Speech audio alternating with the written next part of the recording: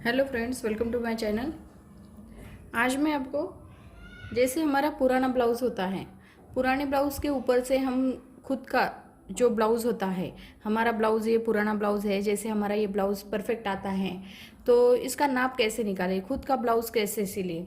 यहाँ पे आप जैसे पूरा सबका नाप निकाल कर सिलना चाहते हैं तो आपको कटिंग सीखनी पड़ेगी। लेकिन आप घर पे ही सिलते हो, आपको खुद का ब्लाउज़ सिलना है, सिर्फ बाहर का नहीं सिलते, घर का ही ब्लाउज़ सिलते हैं, तो आपको घर पे ही मैं एक ट्रिक्स बताऊंगी कि कैसे आपको नाप निकालें और कैसे इसकी सिलाई करें। अब देखिए, जब हम ब्लाउज़ जैसे जो घर पे सिलाई का काम करते हैं उनको तो सिलाई का काम यानी कि थोड़ा सा छोटा मोटा आ जाता है। जैसे ब्लाउज़ में सिलना तो पता हो जाता है, पता चल जाता है कि सिलाई आती है, लेकिन हमेशा कटिंग में थोड़ी सी गलती हो जाती है, हमारा नाप परफेक्ट नहीं निकलता, कटोरी छोटी बड़ी हो जाती है, शोल्डर कभी कभी उतरते हैं, लंबाई कभी कभी कम ज़्यादा हो जाती है, या फिटिंग अच्छे से नहीं आती है।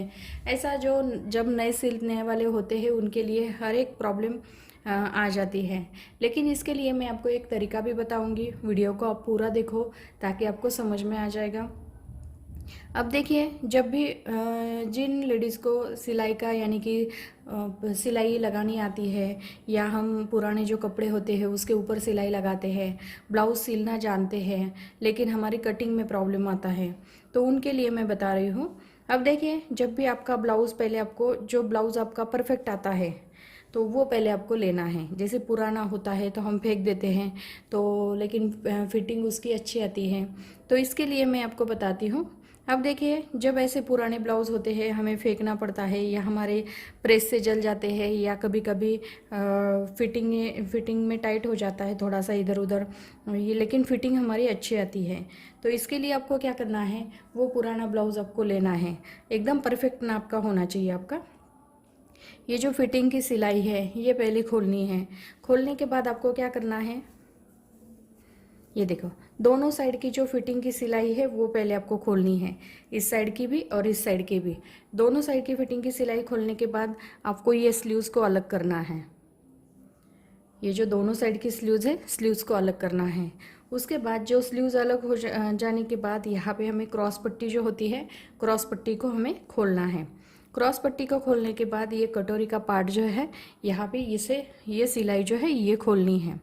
अब जो देखिए, ये फिटिंग की सिलाई हम खोलने के बाद फ्रंट और बैक साइड अलग हो गई। उसके बाद स्लीव्स और शोल्डर को आपको खोलने के बाद, स्लीव्स खोलते हैं पहले, फिर शोल्डर खोलेंगे, फिर यहाँ पे आपको ये जो पार्ट है ये निकल जाता है, क्रॉस पट्टी हम खोलते हैं तो ये भी निकल जाती है, और यहाँ पे हमारा ये कटोरी का पार्ट जो है वो भी निकल जाता है। अब देखिए, ये दोनों पार्ट जो है इसी तरह से आपको खोलना है। खोलने के बाद जैसे आपको ये जो एक्स्ट्रा मार्जिन है, कभी कभी क्या हो जाता है, पुराना ब्लाउज़ होने के कारण हम एक एक सिलाई खोलते जाते हैं और यहाँ पे हमारा मार्जिन जो है वो कम रहता है। इसमें आपको सिर्फ मार्जिन जो है आपको चाहिए तो बढ़ा सकते हैं, जैसे आधा इंच बढ़ाना हो, 1 इंच बढ़ाना हो, जितना आपको एक्स्ट्रा चाहिए होता है वो मार्जिन आप ले सकते हैं। क्योंकि कभी कभी का क्या हो जाता है, कटोरी की फिटिंग अच्छी आती है, सिर्फ यहाँ पे हमारा जो फिटिंग होती है ये थोड़ा सा कम ज़्यादा हो जाती है, क्योंकि पुराना होने के कारण जैसे टाइट हो जाता है तो आपको थोड़ा सा एक्स्ट्रा मार्जिन लेना पड़ता है। जब हम अलग अलग इस पार्ट को करते हैं, ये जो पार्ट है इसे अलग अलग करना है। अभी आपको आपका ब्लाउज जो है वो परफेक्ट है, परफेक्ट है तो आपको जैसे ऐसा लगता है कि हमें गला थोड़ा सा कम चाहिए, या बैक साइड का गला हमें थोड़ा सा ज़्यादा लेना है, तो इसमें आप थोड़ा सा चेंजेस कर सकते हैं। जो भी आपका परफेक्ट ब्लाउज़ का नाप होगा, आप खोलते हो, इसमें कुछ चेंजेस करना चाहते हैं तो कर सकते हैं। जैसे छोटा गला चाहिए या बड़ा गला चाहिए, या स्लीव्स और भी ये चाहिए, जैसे थोड़ी लंबी चाहिए या कम चाहिए।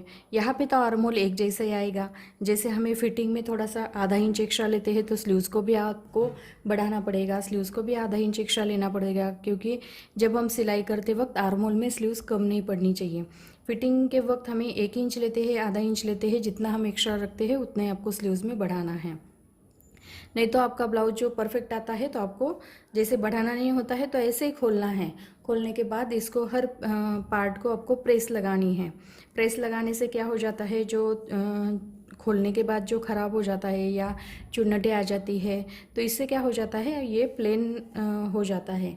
होने के कारण उसके बाद आपको क्या करना है, जो हमारा ब्लाउज़ पीस होता है उसके ऊपर रख के, जैसे यहाँ पे हमारी हुक और आई की पट्टी है, तो ये खोलते हैं तो भी ठीक है, नहीं खोलेंगे तो आपको हल्का सा थोड़ा सा सिलाई में जितना गया है उतना आपको एक्स्ट्रा रखना है।